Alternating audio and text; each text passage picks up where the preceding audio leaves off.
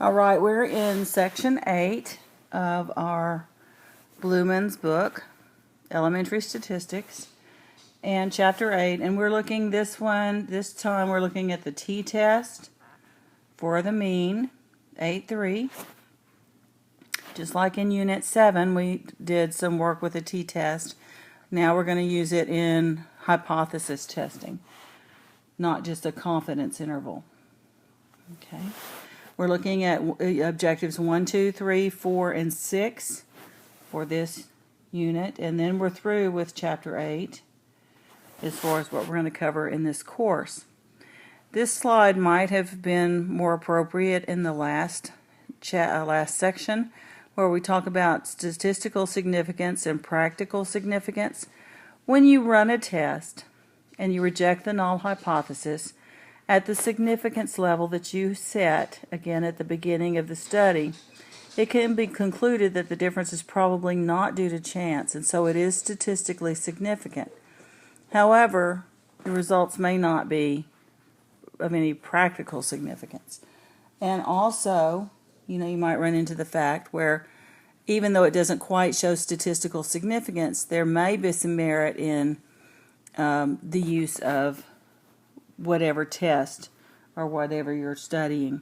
So you have to use common sense when you're interpreting the results of a statistical test, and it may mean that you need to try another study and look at things a little differently.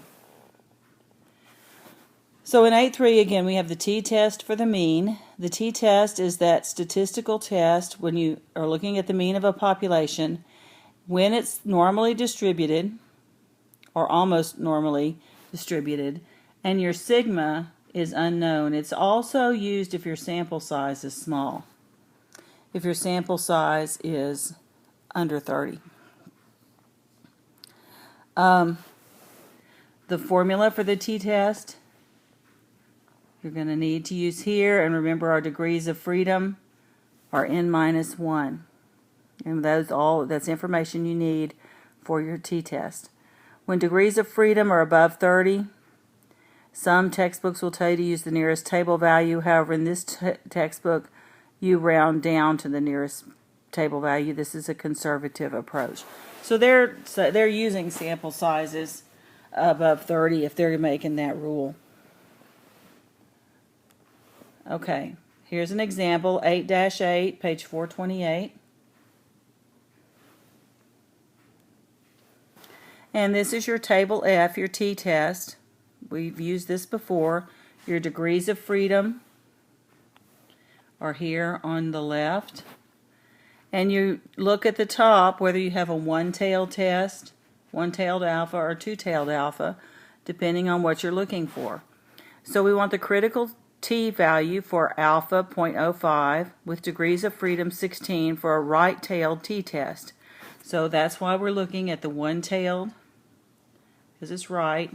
Your alpha is 0.05. Degrees of freedom, was a 17. N value was 17, so the degrees of freedom would be 16. And so then you come down here and you find your t-value is 1.746, the critical t-value. And we're going to have a critical value here, just like we had a critical value z-score in the previous section. So example 8.9 and 8.10, page 428. Find the critical t-value for alpha 0.01 with degrees of freedom equals 22 for a left-tailed test. Again, that's a one-tailed t. So if I went back, we've got degrees of freedom 22, alpha 0.01. And so I don't have a t-chart, but if I went down here, obviously my degrees of freedom is going to be way down in here for a 22. We've got a one-tail 0.01 over here, and so you're going to go down and across until you find the score where they meet. And if we look back on our example, that's going to be negative 2.508, one-tailed left test. Okay. Critical value for alpha 0.1, degrees of freedom 18 for a two-tailed test. Well, now we have to go to the two-tailed row. and 18 in the degrees of freedom, and we read over. And remember, it's each tail that's on both sides, so it's negative 1.734 and positive 1.734. Then we get those from the table.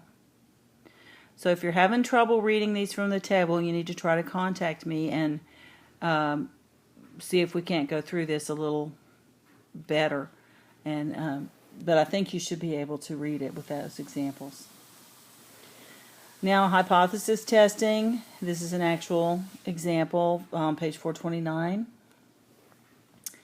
Hospital infections. A medical investigation claims that the average number of infections per week at a hospital in southwestern Pennsylvania is 16.3. A random sample of 10 weeks had a mean number of 17.7 infections. The sample standard deviation is 1.8.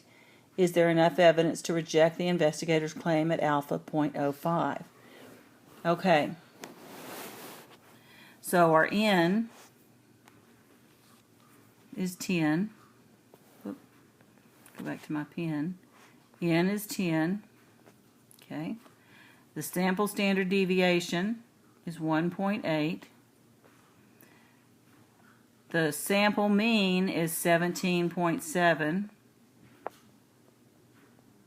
Okay. And the population standard, the population mean, is 16.3. Okay. So the claim is that the mu is equal to 16.3, and the alternative hypothesis is that it's not equal to 16.3.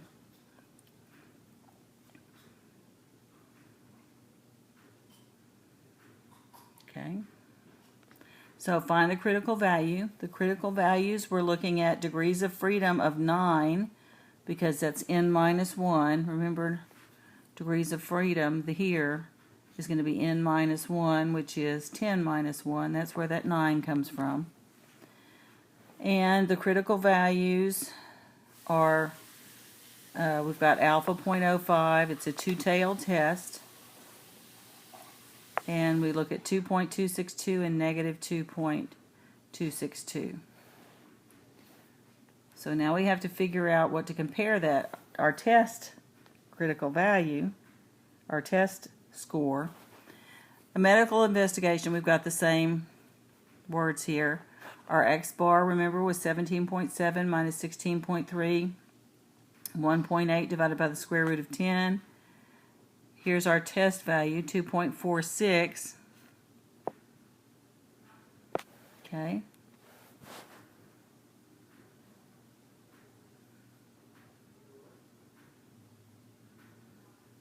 And is there enough evidence to reject the claim that the average number of infections is 16.3? Well, here's our test value here. That's our test value. And this here is our critical value that we got off our chart. And I think the previous slide said it was a Z equals. It should have been T equals. I didn't notice that right away, but it should be T equals. So here's our critical regions are out here. It's the same idea as we had with the last section. Our critical regions are here on each tail. I'm not going to draw both of them, but that's there. In our non-critical region.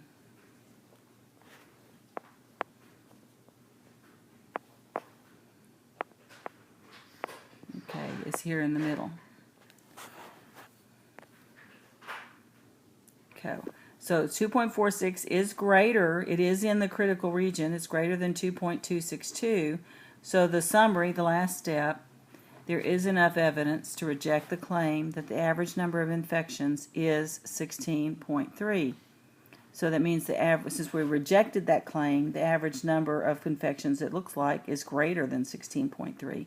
But all we're going to say is that we rejected the claim. Okay, 8.3.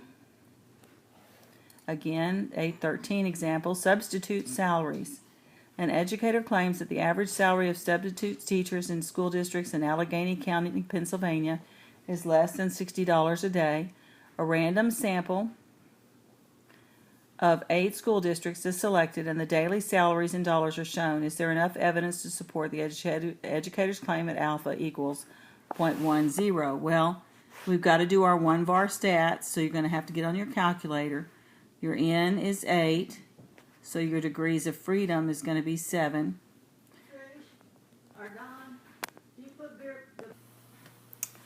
So you're going to have to do the 1 var stats on this set of data.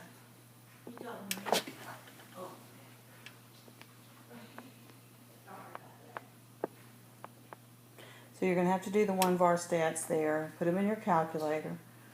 And then you're going to state the hypothesis, identify the claim. The hypothesis is that mu is equal to $60, and the claim is that it's less than $60 a day. So again, look for those words in your problem. Critical value at alpha 0.1, degrees of freedom 7. Critical value from the table, again, is negative 1.415. So now we're going to go down. We've done our 1 var stats. We've put them in, and there is a video online. Hopefully you've used that and you know how to do it. So we find that our x bar here, we know we need that. And we need our s. We know n is 8. So we have 58.88 rounded to minus 60 over 5.08 divided by the square root of 8. In our test, t-test, this time they did write t instead of z, that we're looking at is negative 0.624, and we're going to compare that to the critical value that we just calculated in step 2. So we see, here's our critical value on negative 1.415, and this is our test, our t-score that we calculated for this data. And so we see that it falls in the non-critical region, so there's not enough evidence to support the claim that the average salary of substitute teachers in Allegheny County is less than $60 a day. It looks like it's within the reasonable range where the normal mean would fall. Okay, another example from 8.3, this is 8.16 on page 432. Joggers oxygen uptake. A physician claims that joggers' maximal volume oxygen uptake is greater than the average of all adults. A sample of 15 joggers, so our N is 15, has a mean of 40.6 milliliters per kilogram and a standard deviation of 6 milliliters per kilogram. If the average of all adults is 36.7 milliliters per kilogram, is there enough evidence to support the physician's claim that alpha equals 0.05? So your hypothesis is mu is equal to 36.7, and the claim is that the uptake is greater. So you want your mu is greater than 36.7 is your claim.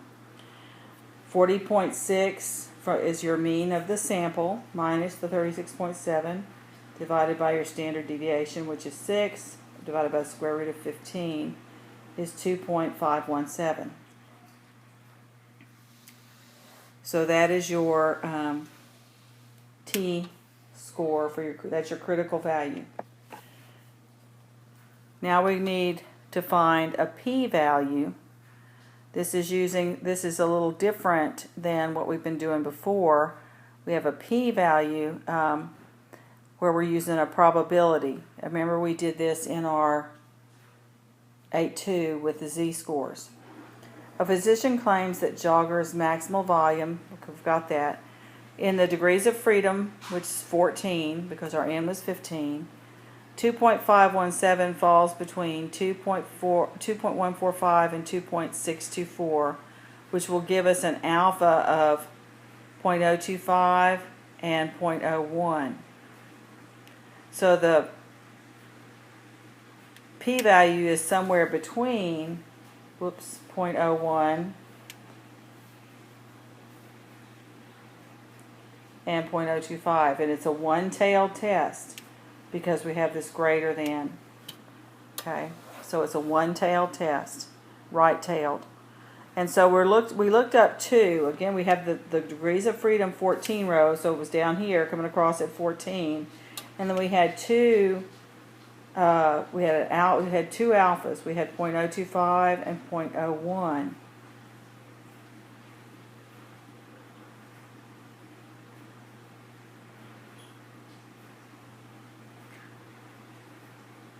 But when we read up from, with this, again, this number fell between these 2 values, and then we read up to their alphas.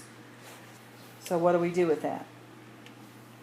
So the decision is to reject the null since the p-value is less than 0.05. So let's go back.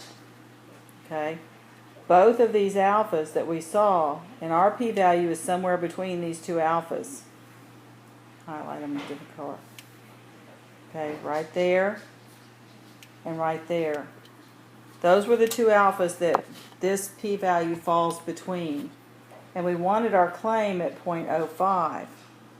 Okay, so what that means is that we're going to reject the null and support the claim since the p-value is less than 0.05. So there is enough evidence to support the claim that the jogger's maximal volume uptake is greater than 36.7 milliliters per kilogram. So if we drew this on a chart, and we've got our, I'm going to have to go back and forth on slides because I don't have it memorized. So I'm going to go back and pick up some data.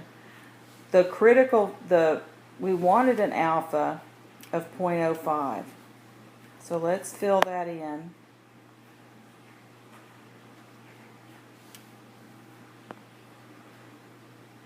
Okay, so our region here was alpha 0.05. Okay, now what we found, going back, we found our p-value was 2.517, and that corresponded to an alpha of 0.025 and 0.01. So if we have, here's 0.05, well, we've got 0.025 somewhere in here. If we look here, we've got 0.025 area would be in here, and 0.01 would be even farther out, would be here. And so if our t-value fell somewhere between these two, we'd be somewhere in here, and that tells me it is going to still fall within the critical region where we would reject the null. But this takes a lot of you have to think about it. It's not something that's real intuitive and just you automatically see, oh, I've got that. It's not a problem. To me, it just takes a little thinking and drawing and figuring it out. So when to use a Z or a T? Is sigma known? That's your first question. Yes, you're going to go to Z. And if n is less than 30, the variable has to be stated that it's normally distributed. If n is greater, if your sample size is greater than 30, you can assume normality. So you use the values and the sigma that's in the formula.